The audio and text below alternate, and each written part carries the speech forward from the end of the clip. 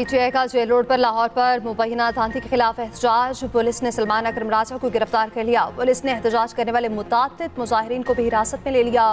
उधर इस्लामाबाद में पीटीआई कारकुनान ने F9 पार्क के सामने रोड बंद कर दी। पीटीआई को एहतजाज की इजाजत न दी गई। इस्लामाबाद में दफा 144 नाफिज। पुलिस ने मुजाहिरीन से निपटने की तैयारी पकड़ ली। मुख्तलिफ जगहों पर खंदकें खोद दी गईं। बलूचिस्तान के मुख्तलिफ इलाकों में भी मुजाहरे जारी।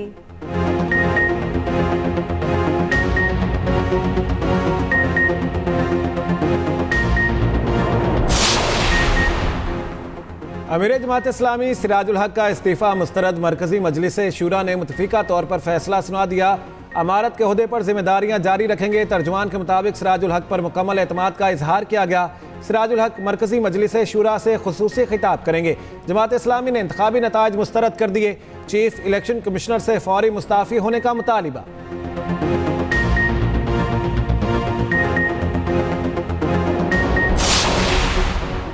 नामजद वज़ीर-ए-आला पंजाब मरीम नवाज को सिक्योरिटी मिल गई। आईजी पंजाब के अहकामात पर सिक्योरिटी फराहम की गई। मरीम नवाज के साथ पुलिस के 4 स्क्वाड होंगे। एक जैमर और ट्रैफिक पुलिस का पायलट भी साथ लगा दिया गया। जाती उमरा में भी सिक्योरिटी एहलकार तैनात। नून लीग ने मरीम नवाज को वज़ीर-ए-आला पंजाब के ओहदे के लिए नामजद किया।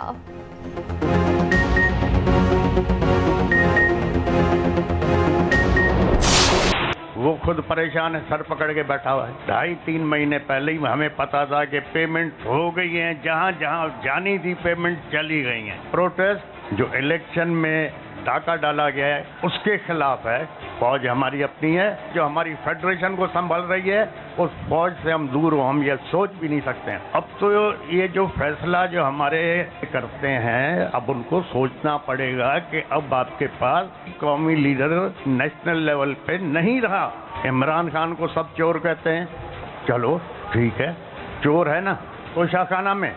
क्या इमरान खान से पहले जो लोग आए थे, प्राइम मिनिस्टर या प्रेसिडेंट, उन लोगों ने कुछ नहीं लिया तोशाखाना से?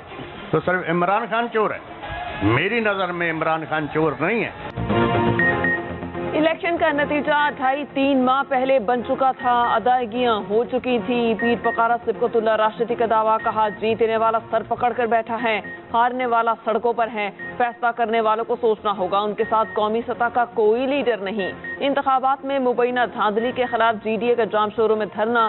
फंक्शनल लीग के सरबराह पीर सफकतुल्लाह शाह राशिदी ने शुरका सा खिताब में कहा, फौज के पास आजमाने के लिए कोई नहीं बचा। जो खिचड़ी बन गई, हुकूमत 8-10 माह भी नहीं चल सकती। फहमीदा मिर्जा ने कहा, सिंध कोई कॉलोनी नहीं कि हर बार सौदा कर दिया जाए। अयास लतीफ पेलूटो बोले, क्या सिंध को काला बकरा समझ रखा है? हाफिज नईमुर्रहमान ने कहा, माफिया से जान छुड़ाना होगी। उधर मुबैना धांधली के खिलाफ मुख्तलिफ शहरों में एहतजाज। जमात इस्लामी का इस्लामाबाद, कराची और दीगर शहरों में एहतजाजी मुजाहिरे।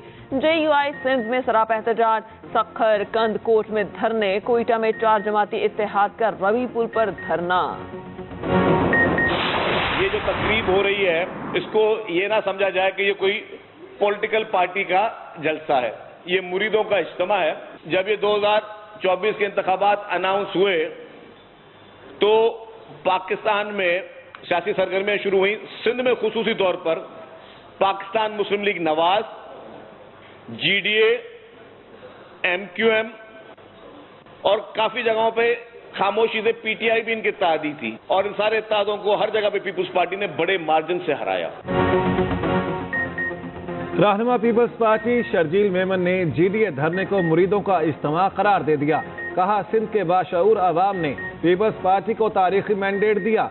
पीपल्स पार्टी ने सिंध में अपने ही रिकॉर्ड तोड़े। मुश्किल वक्त में पीपल्स पार्टी हमेशा अवाम के साथ होती है। GDA और इत्तेहादी 5 साल ड्राइंग रूम में रहते हैं।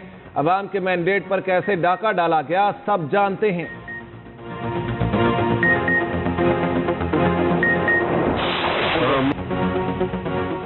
फैज हमीद का नाम गलती से जुबान पर आ गया। मौलाना फजलुर रहमान ने अपने बयान की वजाहत कर दी। कमर जावेद बाजवा और फैज हमीद को 2018 में धांधली का जिम्मेदार समझता हूँ। मुल्क की सियासत में एस्टेब्लिशमेंट का रोल नहीं होना चाहिए। इन मामलात पर ज्यादा बहस की बजाय तारीख के हवाले कर दें। एक इंटरव्यू में कहा, अदम एतमाद और इल्जामात पाकिस्तानी सियासत का हिस्सा हैं। मुझे अदलिया और दीगर इदारों पर एतमाद नहीं। मैं इस निज़ाम के खिलाफ हूँ। ये कैसे मुमकिन है कि हमें रोने और चीखने की भी इजाजत ना हो।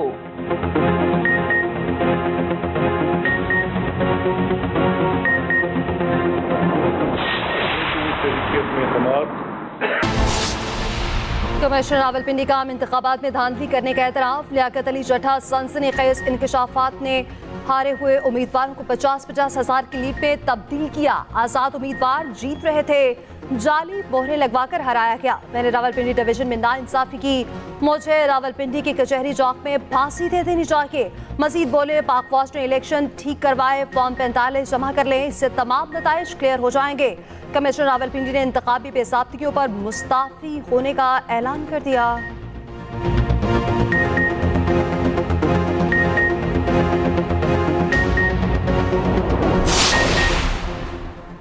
इलेक्शन कमीशन ने कमिश्नर रावलपिंडी के इल्जामात की सख्ती से तरदीद कर दी।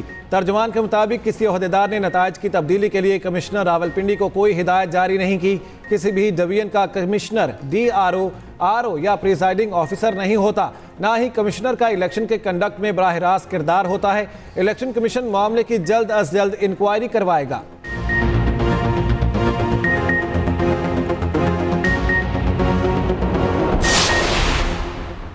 पंजाब हुकूमत ने कमिश्नर रावलपिंडी के इल्जामात मुस्तरद कर दिए। वज़ीर आला पंजाब का सख्त नोटिस, इल्जाम की तहकीकात का हुक्म। वज़ीर इत्तलात आमिर बीर ने लियाकत जट्टा को नफ्सियाती मरीज करार दे दिया। कहा, दिमागी डॉक्टर को चेक करवाने की जरूरत है। 10 रोज तक उनको मालूम नहीं था, आज अचानक ख्याल आ गया। उनकी बातों को संजीदा नहीं लेना चाहिए।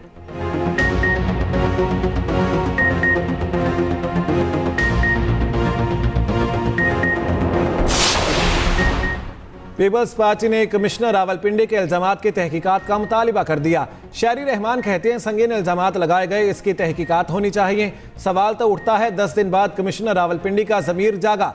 रहनुमा मुस्लिम लीग नून हनीफ अब्बासी कहते हैं कमिश्नर रावलपिंडी ने कल मुझे मुबारकबाद दी। कमिश्नर के इल्जामात का मकसद रावलपिंडी में नून लीग के मैंडेट पर डाका डालना है।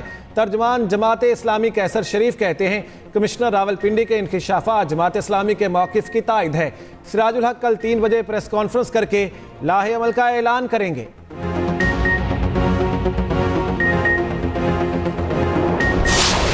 एक बिल्कुल सियासी अमल के तौर पे, एक आईनी अमल के तौर पे बड़ी मेहनत करके 22 लोगों को लाने में मेरी मुआवनत रही, उनको हम साथ लेकर आए और उसका 22 मेरे 2 करीबी तरीन दोस्त थे, वो लोग इमरान की पार्टी को छोड़ रहे थे। तो इसमें मुझे किसी जनरल की कौन सी जरूरत रहेगी। मुझे हैरानगी इस बात पर हुई कि मैं तो ये तस्लीम करता हूं कि मौलाना एक बड़े मुदब्बर हैं। अगर मौलाना के साथ वो को मुलाकात हुई, उस जमात के सरबराह से पूछ रहा हूं कि आपने फिर हमें क्यों धक्का दिया ऐसी अदम एतमाद में, जिसकी आपको किसी बाहर से आपको किसी ने तार हिलाकर कहा। मैं क्यों जनरल फैज को वजाहत दूंगा। मैं जनरल फैज जिसके खिलाफ 4 साल से मैं बरसरे पेकार हूं हर मैदानी अमल में, कम से कम मेरी जात को सामने रख के कोई बंदा बात कर सकता है। जब से ये शख्स इमरान इस मुल्क में है, ये भी मुझे मौलाना ने बताया, और 2014 से लेके अभी तक कोई एक दिन बता दें जिसमें पॉलिटिकल स्टेबिलिटी हो। तो अगर आज मौलाना उसके साथ बैठेंगे तो मैं सवाल नहीं उठाऊंगा, तो और क्या मैं शादियां नहीं बजाऊंगा। तहरीक अदम एतमाद से मुतालिक मौलाना फजलुर रहमान का दावा मुस्तरद। नून लीग ने सबूत मांग लिए। पीपल्स पार्टी का भी शदीद रद्द-ए-अमल। मलिक अहमद खान ने मुलाकात की अंदरूनी कहानी सुना दी। कहा, किसी के कहने पर हम अदम एतमाद नहीं लाए। एक मुलाकात जरूर हुई मगर उसमें ऐसी कोई बात नहीं की गई।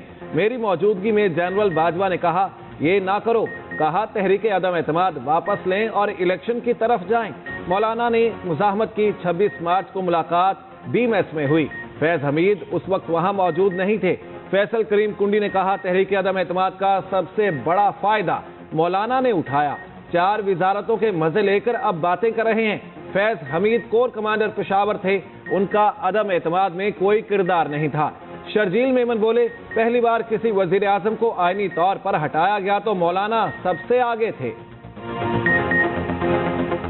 मौलाना फजल रहमान ने जो कल जनरल फैज की बात की है, उसमें जनरल फैज पेशावर के कोर कमांडर थे, उनका कोई रोल नहीं था। मौलाना फजल रहमान उस वक्त PDM के सरबराह थे। हमें तो PDM से निकाला गया था। किसके कहने पे निकाला गया था, किसकी फरमाइश थी, वो तो मौलाना साहब ही बता सकते हैं। लेकिन मौलाना साहब ने भी एक धरना दिया था और फरमाइशी प्रोग्राम पे वापस उठ के चले गए थे। नहीं बताया कि किसके कहने पे वो उठ के गए थे। PDM की जब हुकूमत आई, PDM के सरबराह थे, न करते अदम एतमाद। उस अदम एतमाद का सबसे बड़ा फायदा मौलाना फजल रहमान साहब को मिला। PDM की हुकूमत में आने के बाद जब उनको वजारतें मिली, सब कुछ मजे लूटने के बाद आज उनको ख्याल आया कि उनके साथ बहुत बड़ी ज्यादती हुई है। पीपल्स पार्टी रात की तारीखी में बानी पीटीआई से जेल में मुलाकात के लिए मिन्नतें करती रही। रहनुमा JUI हाफिज हमदुल्ला करदमल पूछा क्या नून लीग और पीपल्स पार्टी ने बाजवा को 3 साल की एक्सटेंशन नहीं दी। पीपल्स पार्टी बताए कि किसके कहने पर PDM से निकली थी।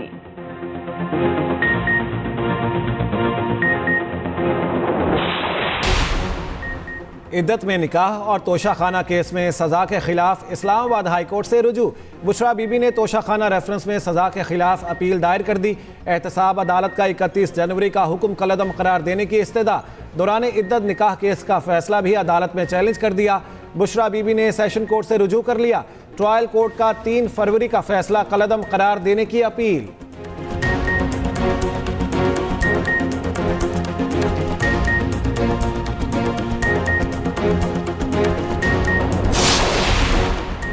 इतवार को मरी और गिरदनवा में तूफानी बारिश और बर्फबारी का इम्कान। PTM का कहना है कि मरी पे इतवार को बर्फबारी के इम्कान 70% हैं। पंजाब और खैबर पख्तूनख्वा समेत मुल्क के मुख्तलिफ हिस्सों में बादल रंग जमाएंगे। लाहौर समेत पंजाब के बेशतर अजला में बारिशों की पेशगोई। 17 से 21 फरवरी तक पंजाब के बालाई इलाकों में बारिश का इम्कान। पेशावर पे बादलों का बसेरा। ठंडी हवाओं का राज। बलूचिस्तान के साहिली इलाकों में झक्कड़ चलने का इम्कान।